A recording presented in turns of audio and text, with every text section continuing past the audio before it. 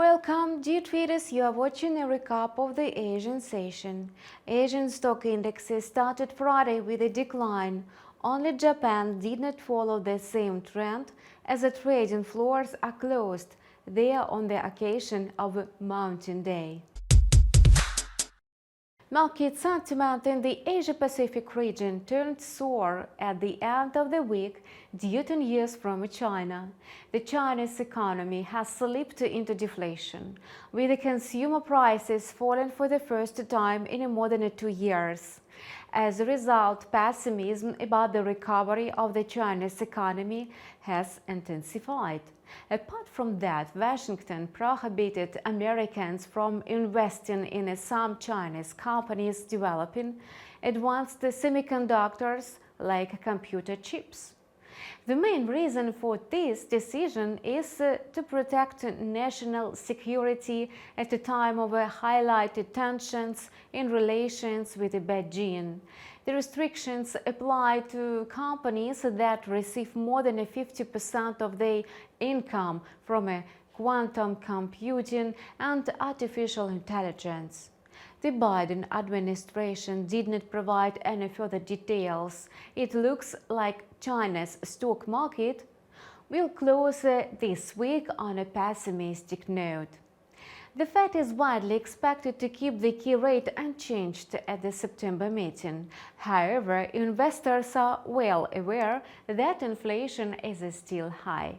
The CPI in the United States rose to 4.7% in July. It's still far from the 2% target. As the labor market is quite stable, the Fed Reserve can keep raising rates without causing a recession.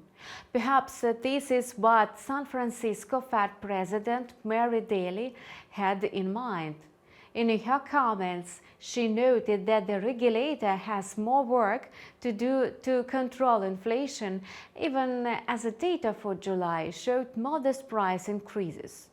The warning against premature optimism somewhat restrained the growth of stock indexes and boosted the US dollar.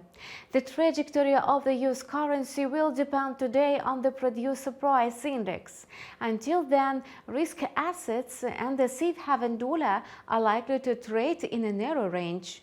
The greenback was moving in the range of 102.50 and 102.70 in the Asian session. The US dollar index consolidated near 102.50.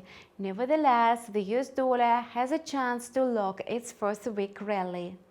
It has plenty of drivers, such as renewed concerns about the state of the banking sector and the relatively high PPI, as well as a strong economic data.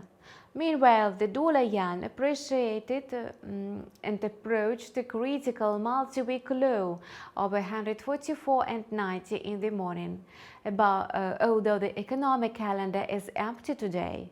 Due to low liquidity, the pair was hovering near the psychologically important level of 145. After that, it changed direction and ended the Asian session near 144.5. It has been declining in the range of 145.5 and 145.90 for the fourth day in a row. The target level is the resistance level of 145.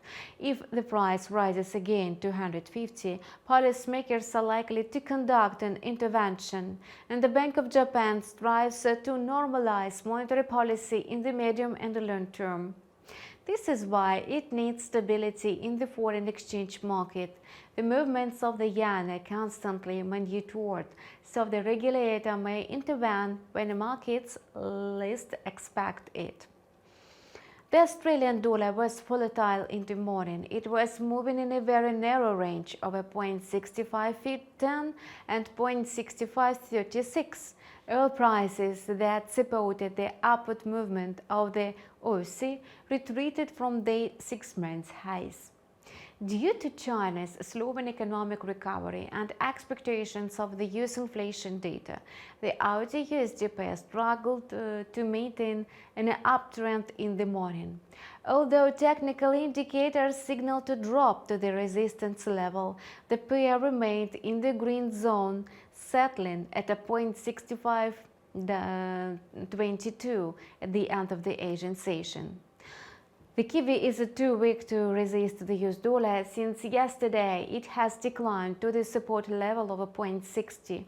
In the Asia trade, it was consolidating in a narrow range of 0.6003 and 0.6033, and the kiwi has been weakening for the fourth session in a row, falling to its lowest level since November 2022.